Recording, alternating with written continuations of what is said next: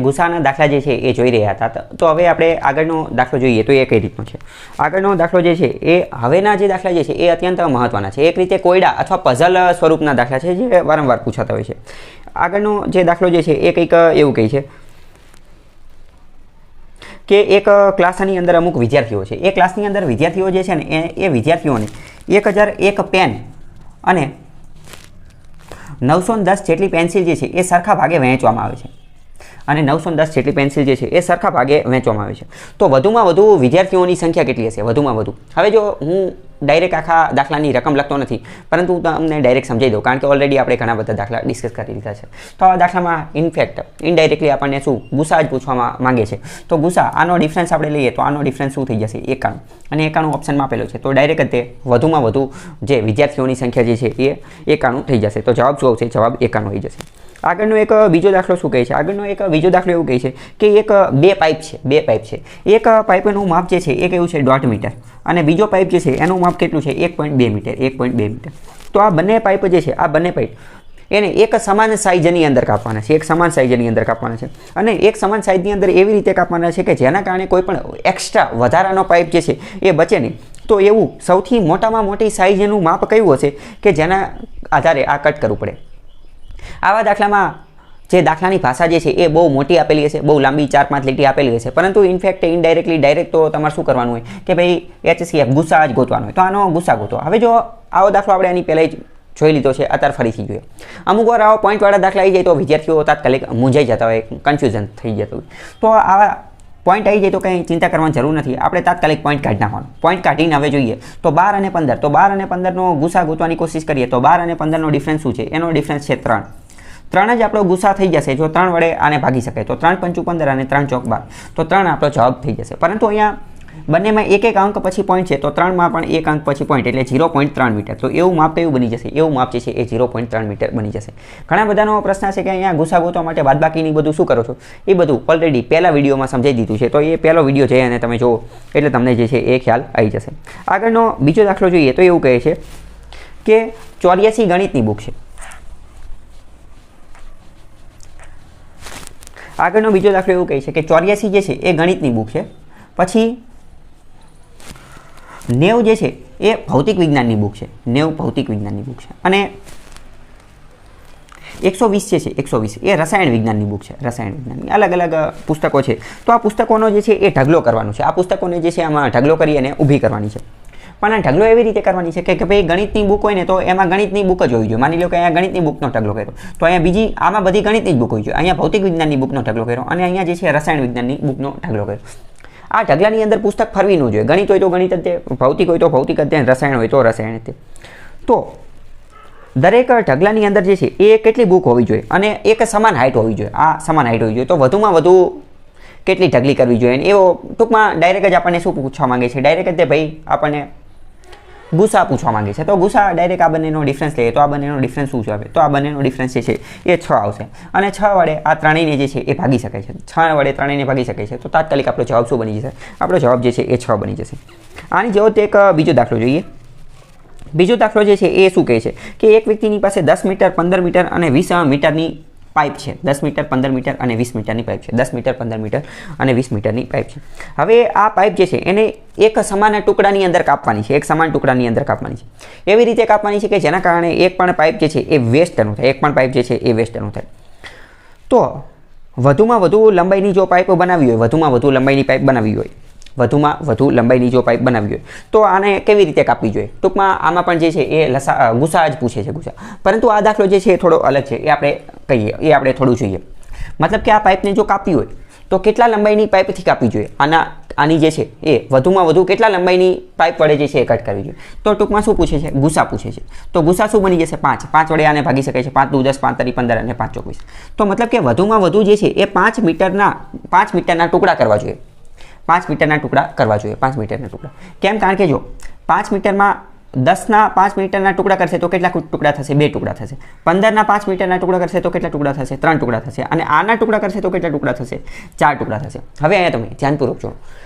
ઘણી બધી વાર દાખલાની અંદર એવું પૂછેલું હોય છે કે આ 3 અલગ અલગ પાઇપ છે. 3 અલગ અલગ પાઇપ છે. એના એક સમાન માપના ટુકડા કરવાના છે. તો સૌથી વધુમાં વધુ કેટલી લંબાઈનો ટુકડો કરવો જોઈએ? તો સૌથી વધુમાં વધુ જે છે એ 5 મીટરની લંબાઈનો ટુકડો કરવો જોઈએ. અને પછી એ જ દાખલાની અંદર આગળ એમ પૂછેલું તો ટોટલ કેટલા ટુકડા થશે? આ ત્રણેય પાઇપના ટોટલ કેટલા ટુકડા થશે? તો ત્રણેય પાઇપના ટોટલ 10 મીટરવાળાના 2 ટુકડા, 15 મીટરવાળાના 3 અને 20 મીટરવાળાના 4. તો 4 ને 3 7 અને 2 9, એટલે ટોટલ 9 ટુકડા થશે. અથવા તો દાખલો ટ્વિસ્ટ કરવા માટે ઘણી બધી વાર એવું પૂછી લે કે ભાઈ 10 મીટર, 15 મીટર અને 20 મીટર લાંબી જે છે એ પાઇપ છે, આ પાઇપની એક સમાન માપની અંદર કાપવાની છે. તો એવો સૌથી મોટો ટુકડો શોધો કે જેના વડે જે છે એ ત્રણેય કાપી શકાય. અને અમુક વાર ખાલી એટલું પૂછી લીધું હોય તો 20 મીટરની પાઇપ જે છે એના કેટલા ટુકડા થશે? તો ભાઈ 20 મીટરવાળાના 4 ટુકડા થશે. તો આ દાખલાની લેંગ્વેજ તમારે ખાસ સમજવાની છે, કારણ કે આમાં હારે ટુકડા પૂછી લેતા હોય. એક બીજો આની જેવો દાખલો જોઈએ તો થોડું વધારે ખ્યાલ આવે. બીજો દાખલો શું કહે છે? એ એવું કહે છે કે એક વ્યક્તિ પાસે એક 105 બકરી છે, પછી 140 ગધેડા છે અને 175 ગાય છે. 175 ગાય છે. હવે એક નદી છે, આ જે છે એ નદી છે, અને અહીંયાથી હોડીની અંદર આ બધાને બેસાડી અને અહીંયા લઈ જવાના છે. મતલબ કે હોડી પાર કરવાની છે, રિવર ક્રોસ કરવાની છે. આવા દાખલા તમે નાના હશો ત્યારે વારંવાર પઝલ સ્વરૂપે, કોયડા સ્વરૂપે જે છે એકબીજાને પૂછેલા હશે, અથવા પૂછતા હોય, શાળામાં આવું બધું પૂછતા રહેતા હોય. તો મતલબ કે આની પણ શરત શું છે કે આ હોડીની અંદર જે છે એ સંખ્યા કેટલી હોવી જોઈએ? હોડીની અંદર એ કેટલા વ્યક્તિને બેસાડશે? હવે તમે ખુદ વિચારો. હોડીવાળો વ્યક્તિ જે છે એ હંમેશા શું ઈચ્છે? એ હંમેશા એવું ઈચ્છે કે એની હોડી ફૂલ ભરાઈ જાય, મેક્સિમમ કેપેસિટીની અંદર એ ભરાયેલી રહે. તો મતલબ કે આની પહેલી શરત તો એ છે કે હોડીની અંદર વધુમાં વધુ વ્યક્તિ બેઠેલા હોવા જોઈએ. વધુમાં વધુ હોડીમાં શું હોવું જોઈએ? વધુમાં વધુ વ્યક્તિ બેઠેલા હોવા જોઈએ. પહેલી શરત આ છે. અને બીજી શરત એ છે કે હોડીના એ જેટલા પણ ફેરા કરશે એમાં દરેક વખતે એ એક સમાન વ્યક્તિઓને બેસાડશે. મતલબ કે માની લો કે પહેલો ફેરો કર્યો એમાં 10 જણા બેહાડ્યા, તો બીજા ફેરામાં 10 જણાને જ બેહાડશે, ત્રીજા ફેરામાં 10 જણાને જ બેહાડશે, ચોથામાં 10 જણાને બેહાડશે. તો આવી પઝલ તમે જોયેલું હશે. તો આ પઝલ પણ સેમ એવું જ કહે છે કે 105 બકરી છે, 140 ગધેડા છે અને 175 ગાય છે. તો આ ત્રણેયને જે છે એ હોડીની અંદર બેસાડી અને નદી પાર કરવાની છે. તો વધુમાં વધુ કેટલી સંખ્યાની અંદર બેસાડવા જોઈએ અને કેટલા ફેરા કરવા જોઈએ એ પણ પૂછેલું છે. કેટલા ફેરા કરવા જોઈએ? તો ટૂંકમાં આવા દાખલાની અંદર શું કરવાનું? તો કે ભાઈ આવા દાખલાની અંદર ડાયરેક્ટ આપણને જે છે એ ગુસા પૂછવા માંગે છે. તો આ બંનેનો ડિફરન્સ લઈએ તો આપણને ગુસા મળી જાય. તો આ બંનેનો ડિફરન્સ કેટલો થાય? તો આ બંનેનો ડિફરન્સ જે છે એ 45 થાય. 45. તો હવે 45 આપણને મળી ગયો છે, બરાબર. 1 મિનિટ. 40 માંથી 5 જાય તો 35. આ બંનેનો ડિફરન્સ કેટલો થશે? 35 થશે. 35.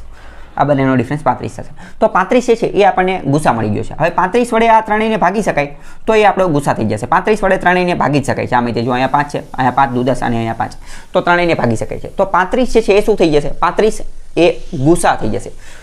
તો મતલબ કે હોડીની અંદર એ કેટલા જણાને બેસાડશે? હોડીની અંદર એ 35 જણાને બેસાડશે. હોડીની અંદર એ 35 જણાને બેસાડશે. એ ભાઈ આ 35 લે, આ 35 લે, આ 35 લે, એ ગમે લે, એનાથી કોઈ ફેર નથી પડતો. પણ 35 બેસાડી અને પછી પાર કરાવશે.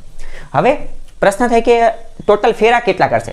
તો માની લો કે 105 જણાને 35 વાર ફેરવાના થાય. 105 જણાને 35 વાર ફેરવાના થાય તો એને કેટલા ફેરા મારવા પડશે? તો 105 ભાગ્યા 35 કરીએ. તો 105 ભાગ્યા 35 કરશો તો 35 તરી કરો, 35 તરી એટલે 105 થઈ જાય. તો આના કેટલા ફેરા કરવા પડશે? આને 3 વાર એ ફેરા મારશે, બરાબર. 3 વાર એક જગ્યાએથી બીજી જગ્યાએ હોડી ફેરવશે એટલે આમનું કામ તમામ થઈ જશે. 140 ને કેટલી વાર ફેરવવા પડશે? તો 140 ની અંદર જો આવા દાખલામાં તમારે શું કરવાનું? 140 ને તમારે ચેક કરવું છે તો તમારે શું કરવાનું? 35 દુ કેટલા થાય? 35 દુ તો કે 35 દુ 70 થાય. તમને એવું લાગે મેં ડાયરેક્ટ કેમ કીધું? તો ભાઈ 35 ના ડબલ કરી નાખવાના. 35 ના ડબલ 70 થાય. હવે 35 ચોક કરવું છે. 35 ચોક તો આજે 35 દુ જે હતું 70 એના ડાયરેક્ટ ડબલ કરી નાખો. કોઈ પણ ના 4 ગણા કરવો હોય, પહેલા એના ડબલ કરી નાખવાના 2 ગણા, અને પછી એના જ્યારે ગુણ્યા 4 વડે ગુણાકાર કરવો હોય તો જે ડબલ હોય એના ફરીથી ડબલ કરી નાખવાના. તો 70 જે છે 70 ના ફરીથી ડબલ કરી નાખો 140. તો મતલબ કે આના કેટલા 4 ફેરા મારવા પડશે. આજે 140 ને 35 બેહાડશે તો એના 4 ફેરા કરશે એટલે એનું પણ કામ તમામ થઈ જશે. હવે અહીંયા 175 ની વાત કરીએ તો 175 બરાબર. હવે જો 175 તો આ 35 ચોક 140 થઈ ગયું, મતલબ કે એની પછીનું જશે. તો 35 પંચાની આનો ગુણાકાર કરીએ તો 25 અને 5 તરી 15 ને 2 17, બરાબર. તો અહીંયા આના કેટલા ફેરા મારવા પડશે? આના 5 ફેરા મારવા પડશે. ટૂંકમાં ફરીથી જોઈએ તો ઓવરઓલ એને કુલ કેટલા ફેરા કરવા પડશે? તો પહેલા આમને લઈ જવા માટે 105 જણાને લઈ જવા માટે 3 ફેરા, 140 જણાને લઈ જવા માટે 4 ફેરા અને 175 જણાને લઈ જવા માટે 5 ફેરા. તો 5 ને 4 9, 9 અને 3 12, ટોટલ 12 ફેરા કરવા પડશે. અને હોડીની અંદર વધુમાં વધુ કેટલા વ્યક્તિઓને બેસાડશે? તો હોડીની અંદર એ વધુમાં વધુ 35 વ્યક્તિઓને જે છે એ બેસાડશે. આ પ્રકારના દાખલા વારંવાર પૂછાતા હોય છે અને આ પ્રકારના દાખલામાં રકમ જ એવી હોય કે કંઈ ખબર જ ન પડે. પછી અમુક વાર તો પછી આવી રકમ વાંચીને પછી આપણા મગજમાં વિચાર આવે કે કહીના ક્યાં ચાહતે હો, એટલે મતલબ કે ટૂંકમાં તો ગુસ્સા પૂછવા માંગતા હોય, ગુસ્સા જે છે એ પૂછવા માંગતા હોય.